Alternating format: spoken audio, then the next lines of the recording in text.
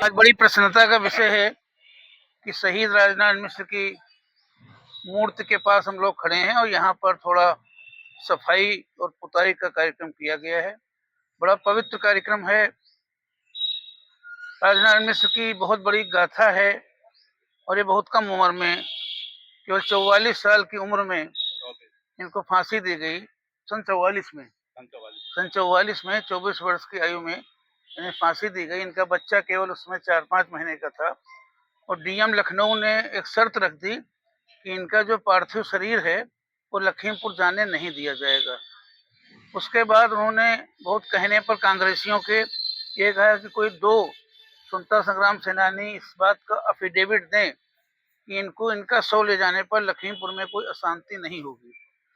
तो मुझे आपको बताने हुए गर्व का अनुभव हो रहा है कि वो 2 लोग तो नहीं, लेकिन मेरे नाना जी ने लखनऊ जाकर एक अफिडेविट दिया था, इस बात की गारंटी ली थी कि वहाँ शांति रहेगी। सारा अभिलेखों में है, ये कोई मुजवानी बात नहीं है।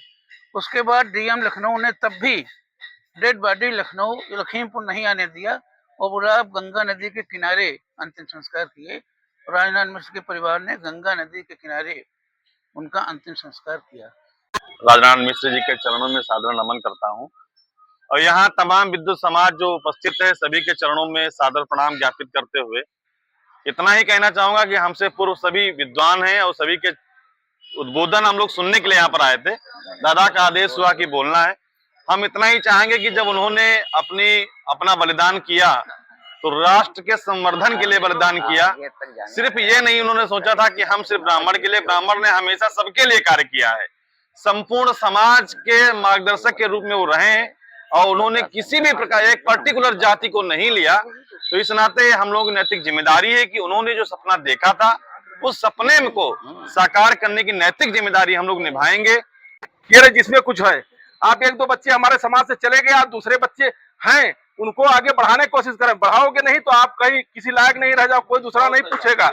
आपको बता दिए। तो आज संकल्प लीजिए सब लोग कि ऐसे भी सारे लोग जहां सबको बुलाए, सब सारे लोग आइए, जितने ब्राह्मण है कोई भी बुलाए तो वहां तुरंत हाजिर होइए। नहीं कि फलाना संगठन, सब संगठन एक है, घर घर में ब्राह्मण महासभा हो, तब हमारी तब जो है चलेगी। तब लोग सोचेंगे कि हाँ ब्राह्मण लोग संगठित हैं। इस दिव्य और भव्य काम के लिए आप सभी सर्व समाज के लोगों का यहाँ पर बहुत बहुत धन्यवाद।